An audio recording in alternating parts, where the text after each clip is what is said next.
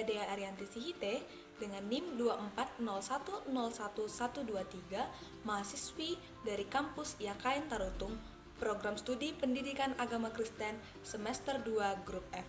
Pada video kali ini saya akan menjelaskan prinsip-prinsip dalam menafsirkan Alkitab Perjanjian Baru.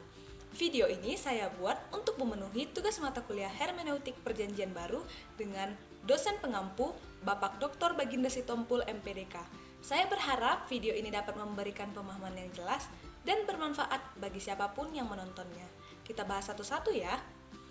Sebelum masuk ke materi, saya akan lebih dahulu menjelaskan apa itu hermeneutik.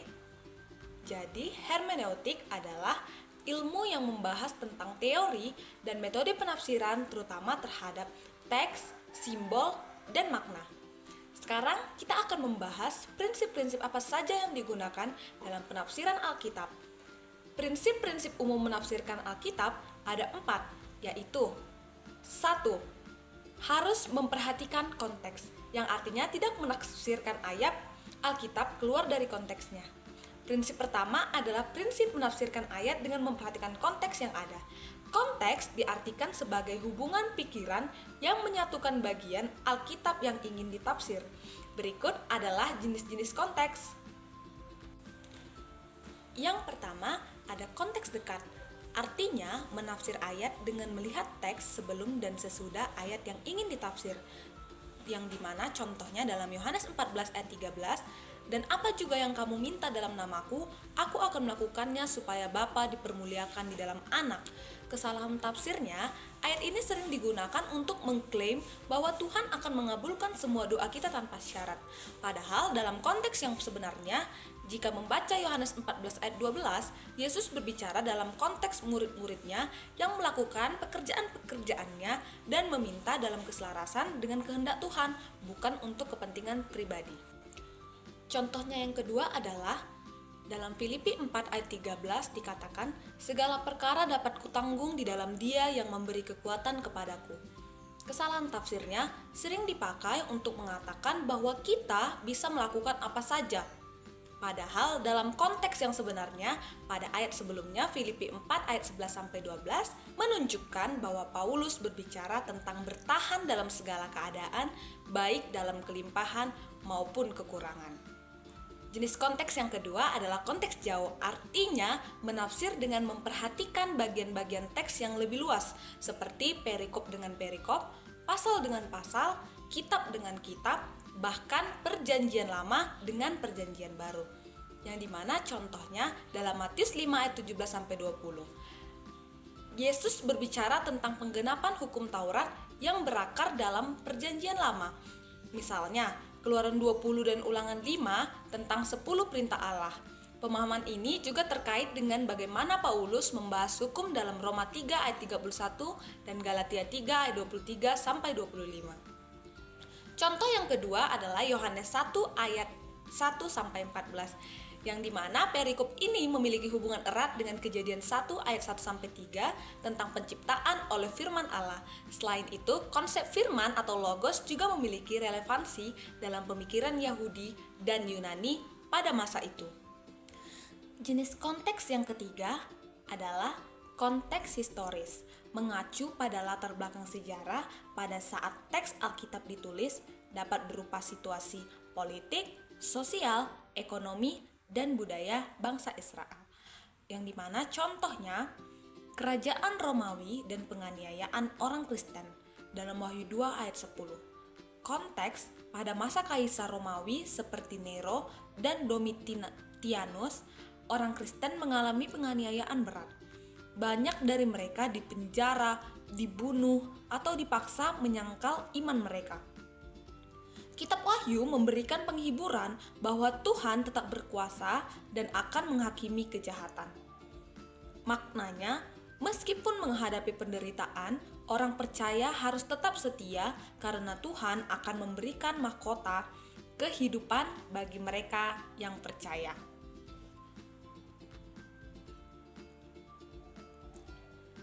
Jenis konteks yang keempat ada konteks budaya.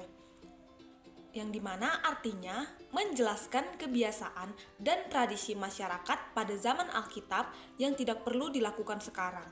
Contohnya, penggunaan jubah sebagai simbol kehormatan, tertulis dalam 1 Samuel 24 ayat 4-5. Dalam budaya Ibrani kuno, jubah adalah simbol status dan otoritas. Ketika Daud diam-diam memotong ujung jubah Raja Saul, itu dianggap sebagai tindakan besar karena melambangkan bahwa Daud suatu hari akan menggantikan Saul sebagai raja. Yang dimana maknanya hormat kepada pemimpin yang diurapi Tuhan sangat penting meskipun pemimpin itu memiliki kelemahan. Prinsip-prinsip umum yang kedua adalah tidak menafsirkan ayat Alkitab yang justru bertentangan dengan ayat lain. Salah satu prinsip fundamental dalam hermeneutika adalah Alkitab tidak boleh ditafsirkan dengan cara yang bertentangan dengan dirinya sendiri.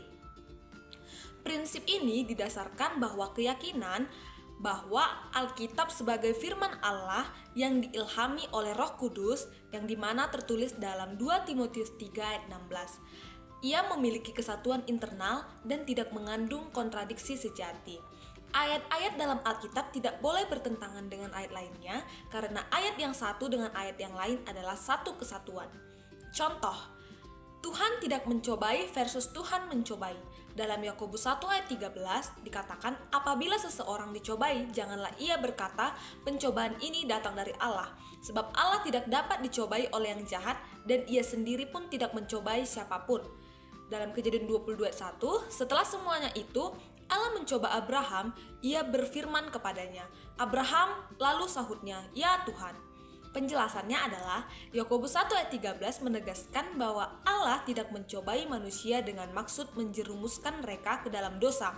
Sementara itu, Kejadian 22:1 berbicara tentang ujian iman yang Allah berikan kepada Abraham, bukan pencobaan menuju kejahatan. Jadi, ada perbedaan antara pencobaan yang bersifat menggoda untuk berbuat dosa atau ujian yang bertujuan memperkuat iman. Contoh yang kedua adalah keselamatan oleh iman versus keselamatan oleh perbuatan. Dalam Efesus 2 ayat 8-9 dikatakan, sebab karena kasih karunia kamu diselamatkan oleh iman, itu bukan hasil usahamu melainkan pemberian Allah.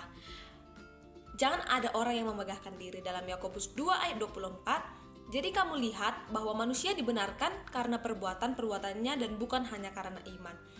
Penjelasannya, Paulus dalam Efesus 2 ayat 8-9 menekankan bahwa keselamatan diperoleh hanya melalui iman sebagai anugerah Tuhan, bukan dari usaha manusia. Sementara itu, Yakobus menyoroti bahwa iman yang sejati harus dibuktikan dengan perbuatan. Jadi, ayat-ayat ini tidak bertentangan, tetapi saling melengkapi, iman menyelamatkan dan perbuatan. Pada prinsip umum yang ketiga adalah mampu membedakan yang deskriptif dengan didaktif. A. Deskriptif. Teks deskriptif adalah bagian Alkitab yang menggambarkan peristiwa yang terjadi, tanpa secara langsung memberi perintah atau ajaran moral yang harus diikuti. Teks ini mencatat sejarah, kejadian, atau narasi tanpa menyatakan bahwa semua yang diceritakan harus dijadikan norma atau standar hidup bagi semua orang. Peristiwa yang sungguh-sungguh terjadi yang berlaku hanya pada waktu itu atau dalam masa itu. Nah, itulah yang disebut teks deskriptif. Contohnya, dalam kitab Lukas 2 ayat 11 dikatakan, hari ini telah lahir bagimu juru selamat, yaitu Kristus Tuhan di kota Daud.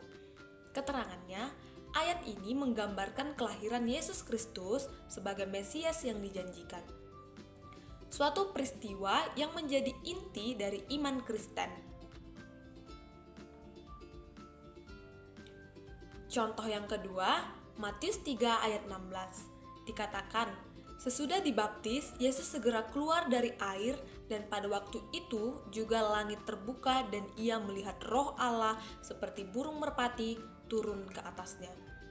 Keterangannya, ayat ini menceritakan peristiwa baptisan Yesus oleh Yohanes Pembaptis yang menandai awal pelayanannya di dunia.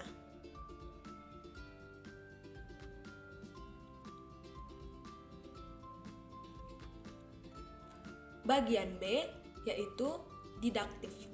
Teks didaktif adalah bagian Alkitab yang mengandung ajaran atau perintah yang harus diikuti oleh pembacanya. Teks ini biasanya ditemukan dalam hukum, surat rasuli, kitab hikmat, dan ajaran Yesus yang bersifat pengajaran berbentuk pernyataan, janji, perintah, atau larangan. Contohnya adalah dalam kitab Galatia 6 ayat 9, janganlah kita jemu-jemu berbuat baik, karena apabila sudah datang waktunya, kita akan menuai jika kita tidak menjadi lemah. Keterangannya, kita harus tetap berbuat baik, bahkan ketika tidak langsung melihat hasilnya, karena Tuhan akan memberikan upah pada waktu yang tepat. Yang kedua, dalam Yakobus 1 ayat 12, berbahagialah orang yang bertahan dalam pencobaan, sebab apabila ia sudah tahan uji, ia akan menerima mahkota kehidupan yang dijanjikan Allah kepada barang siapa yang mengasihi Dia. Keterangannya, ketekunan dalam menghadapi berbagai pencobaan akan membawa kita dan